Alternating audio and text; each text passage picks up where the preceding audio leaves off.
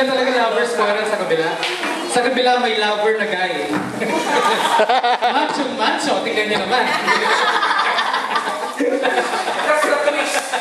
That's the twist, di ba?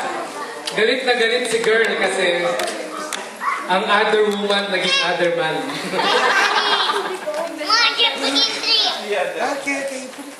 Sino nakaisip mo? Director?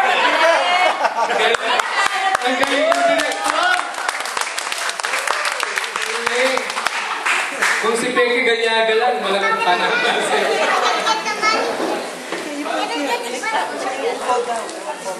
Sige, we will be...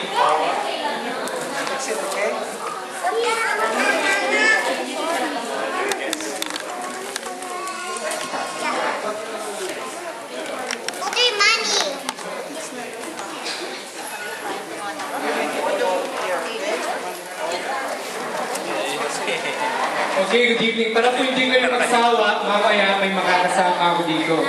Dahil alam ko yung mga sawa na sa akin. And so too, I'm here, Tito Chris. Merry Christmas.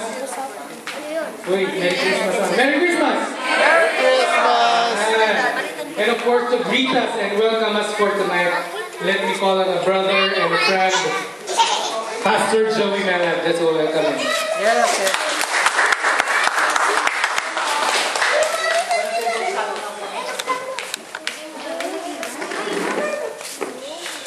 Welcome po sa ating lahat, sa ating po Christmas party ngayong 2012. Natutuwa po ako na nag-enjoy po lahat. Una yung mga bata, ang dami nilang candies kanina. Nakikipag-agawan ako kasi sila yung maraming candies. Courtesy of Miss Ria. Ako siya daw yung maraming... Alam mo natin. At Paano naman yung mga matatanda? yung mga batang isip, meron pang game mamaya.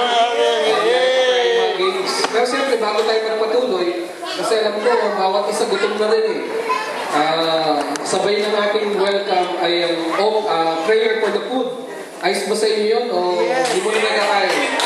Parang busog pa kayo eh.